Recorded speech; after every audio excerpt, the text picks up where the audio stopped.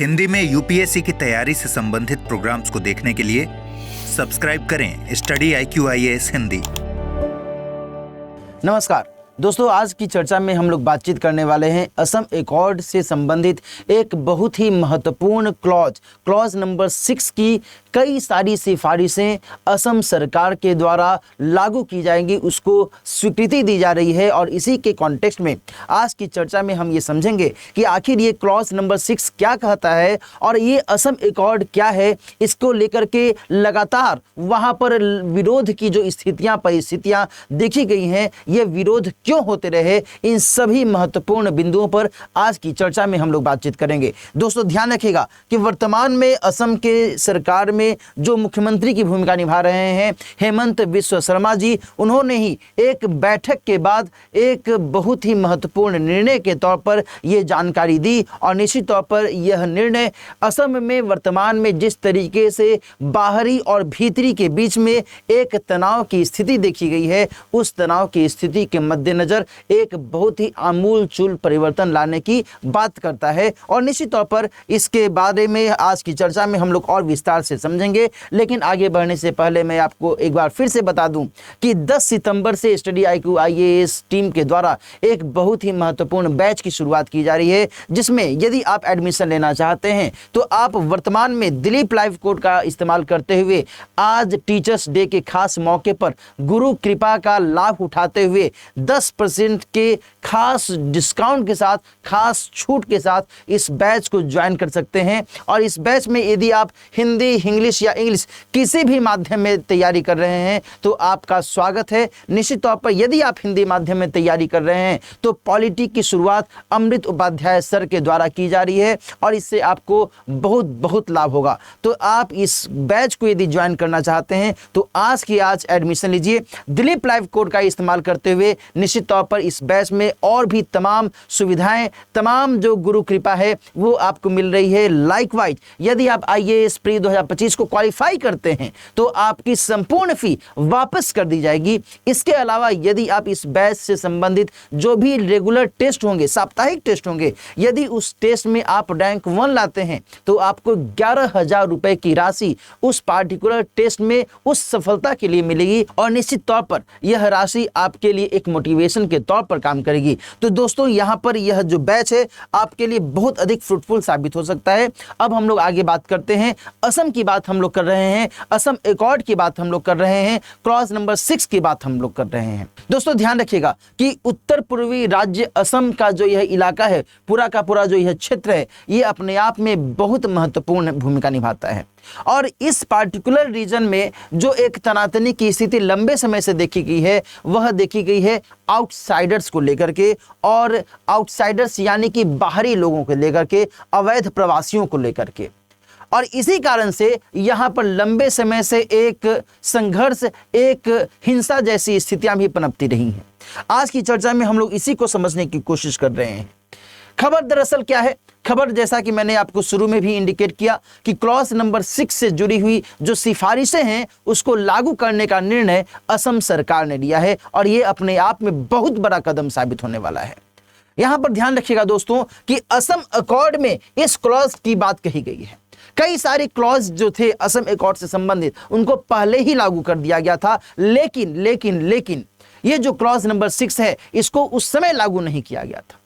क्यों उस समय लागू नहीं किया गया था? क्योंकि ये जो क्लॉज नंबर 6 है दोस्तों, ये ध्यान रखिएगा कि इसमें असम के जो लोग हैं, असम के जो स्थानीय निवासी हैं, जिसको सामान्य तौर पर किलौंजिया भी कहते हैं, जो कि अपने आप को मानते हैं कि भाई हम असम के मूल हैं, असम के अंतर्गत हम लोग लंबे समय से रह रहे हैं, तो इन्हीं के संदर्भ में यहाँ पर इस क्लॉज के अंतर्गत बात कही गई थी। अब जाकर के यह निर्णय लिया गया है। अब एक सवाल उठता है कि अच्छा ये बताइए कि इतने दिनों से तो यह क्लॉज कभी भी लागू नहीं किया गया, अब जाकर के ऐसा क्या हुआ कि ये क्लॉज लागू किया जा रहा है? दोस्तों ध्यान रखिएगा कि बीते 22 अगस्त को एक जघन्य घटना घटी असम में और उसके बाद विरोध की स्थिति बाहरी और भीतरी के संदर्भ में देखी गई। और यह जो घटना घटी, यह कुछ वैसी ही घटना घटी जिस तरीके से हमने देखा कि कलकत्ता में एक डॉक्टर महिला के साथ में रेप किया गया।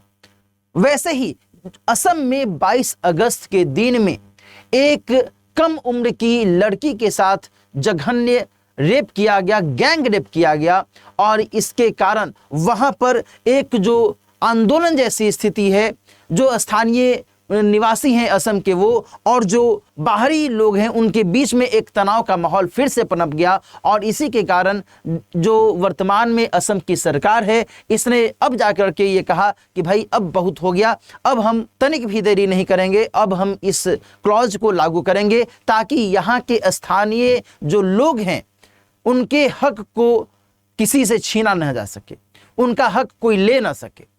और इसी लिहाज से यह जो खबर है, यह खबर अपने आप में बहुत ज़्यादा महत्वपूर्ण हो जाती है।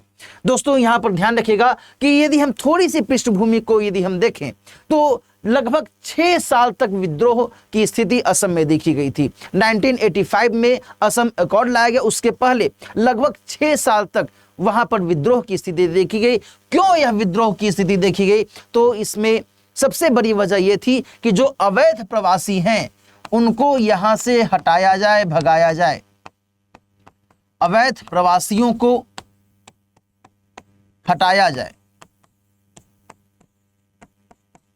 इसके पहले नेली एक जगह है, असम के नौगांव में नेली एक जगह है, वहां पर हत्याकांड जैसी स्थिति 1983 में देखी गई। क्यों देखी गई? इसलिए देखी गई कि उस समय दोस्तों ध्यान रखिएगा कि असम में विधानसभा चुनाव होने वाला था और उस विधानसभा चुनाव के मद्देनजर कुछ जो गुट थे वो चाह रहे थे कि हम इस चुनाव में पार्टिसिपेट करें, और वहीं जो कुछ गुट थे वे नहीं चाह रहे थे कि हम इस चुनाव में पार्टिसिपेट करें, है ना। और यहाँ पर एक तनाव की स्थिति देखी गई। जो बोडो, बंगाली, मुस्लिम और कुछ जनजाति से संबंधित, कुछ समुदाय से संबंधित जो लोग थे वो चाह रहे थे कि इस चुनाव में हम पार्टिसिपेट करें। वहीं दूसरी तरफ जो हिंदू असमी थे, जो तीवा जनजाति या तीवा समुदाय से जुड़े हुए जो लोग थे, वो नहीं चाह रहे थे कि हम इस चुनाव में पार्टिसिपेट करें। और यहाँ पर एक विरोध की स्थिति देखी जाती है दोनों के बीच में, और इस विरोध का खामियाजा भुगतना पड़ता है इस नेली वाले क्षेत्र में, जहाँ पर कि मुस्लिम किसानों को मारा गया। और ये जो हत्याकांड है एक बहुत बड़े उफान को इंडिकेट किया। 1983 में ये घटना घटती है। उसके बाद जाकर के 1985 में असम अकॉर्ड को अमली जामा पहनाया जाता है, और देन आफ्टर असम अकॉर्ड में ये बातें कही जाती हैं कि 24 दिसंबर 1971 के बाद यदि कोई भी अवैध घुसपैठ हुआ है तो फिर वैसे घुसपैठियों को, वैसे लोगों को हम क्या कहेंगे? हम अवैध प्रवासी की संज्ञा देंगे। बहुत बहुत इंपॉर्टेंट है ये।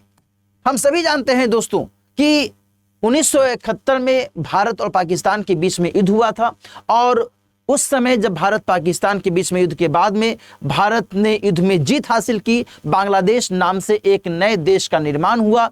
और उसी वक्त में बहुत बड़ी संख्या में जो लोग थे वो भारत में आते हैं और अवैध तरीके से भारत में घुसपैठ करते हैं, भारत के अलग अलग राज्यों में घुसपैठ करते हैं, उत्तर पूर्वी राज्यों में घुसपैठ उनकी होती है, और असम में भी यह स्थिति देखी जाती है। और उसके बाद असम के जो स्थानीय लोग थे उनके द्वारा लगातार विरोध शुरू किया जाता है। इसके पीछे की वजह ये थी कि असम में जिस तरीके से लगातार इनकी संख्या दिनों दिन बढ़ती चली जा रही थी, वैसे में स्थानीय लोगों के रोजी रोजगार, उनके अपने भोजन, उनके अपने जमीन को लेकर के एक क्वेश्चन मार्क जैसी स्थिति सामने आने लगी थी। और इसी कारण से यह विद्रोह लगातार बढ़ता चला गया, लगातार बढ़ता चला गया।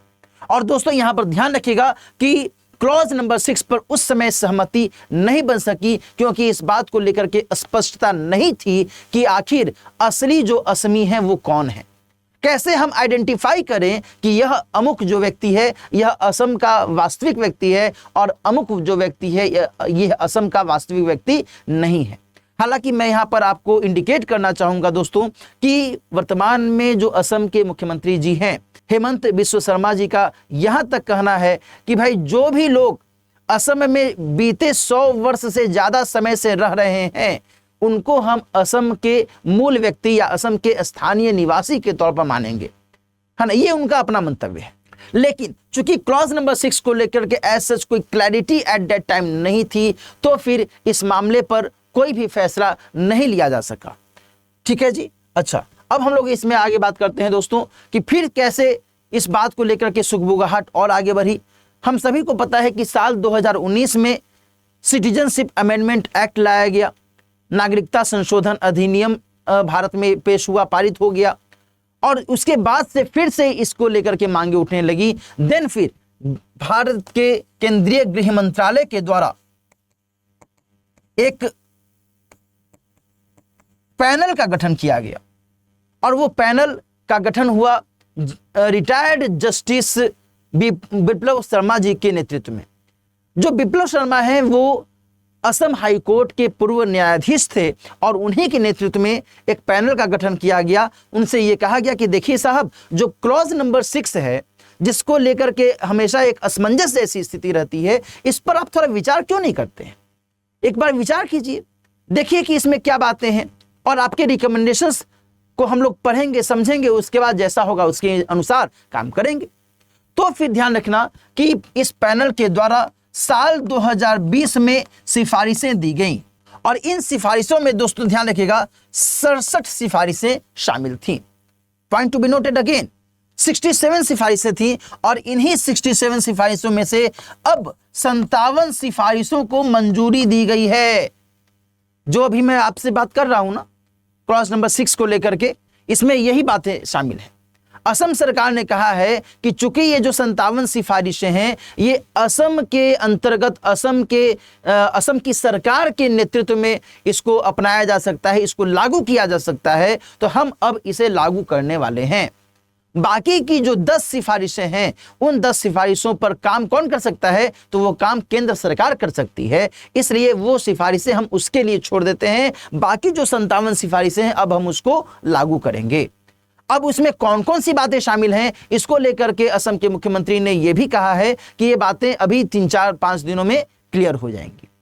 तो ये है वस्तु स्थिति दोस्तों। एक एक करके मैंने इसके हर एक पक्ष को समझा है। अब यहां पर मैं आपको यह भी बता दूं कि आखिर इस क्लॉज नंबर 6 का महत्व क्या है। तो मैंने आपको पहले भी कहा कि यह क्लॉज नंबर 6 जो असम के स्थानीय लोग हैं, उनके संवैधानिक अधिकार, उनकी जमीन के अधिकार को लेकर के बहुत बड़ी भूमिका निभाता है। इससे यह प्रमाणित हो सकता है कि यह जमीन उनकी है, यह कुछ संवैधानिक अधिकार केवल और केवल उनके हैं, उनको किसी से छीना नहीं जा सकता। और यहां पर यही बातें कही गई हैं कि असमी लोगों की संवैधानिक, वैधानिक और प्रशासनिक सुरक्षा की गारंटी देता है यह क्लॉज, और इसी लिहाज से इसकी जो भूमिका है, इसकी भूमिका असम में बहुत अधिक बढ़ जाती है। असम की सरकार ने यहां तक कहा है कि हम इस मामले में जो भी स्टेक होल्डर्स हैं, जो भी हितधारक हैं, उनके साथ हम बात विचार भी करेंगे। उनकी जो भी डिमांड्स पहले से रही हैं उसको भी हम देखेंगे, उनके बारे में भी हम सहमति जताएंगे, और तब जाकर के हम इन सिफारिशों को लागू करेंगे। यहां पर ध्यान रखिएगा कि अखिल असम छात्र संघ, जो कि लंबे समय से विरोध करता रहा है अवैध प्रवासियों का, उसके साथ भी सहमति बनाने की बात कही गई है सरकार के द्वारा। इसके अलावा जो बोडोलैंड टेरिटोरियल एरिया है, इसके अलावा जो कर्बी आंगलोंग स्वायत्त परिषद है, और जो दीमा हसाओ स्वायत्त परिषद है, ये सभी जो हैं, ये तीनों 6ठी अनुसूची के अंतर्गत आते हैं, और इन सभी से सहमति जताने की बात कही गई है। असम सरकार ने कहा है कि देखिए साहब, हम कोई भी फैसला जल्दबाजी में एकदम नहीं लेंगे, हम इन सब के साथ में बातचीत करके उनका अप्रूवल भी हम लेंगे, उन सभी से बात विचार करेंगे, और तब जाकर के इसको हम तत्लब्जी से लागू करेंगे।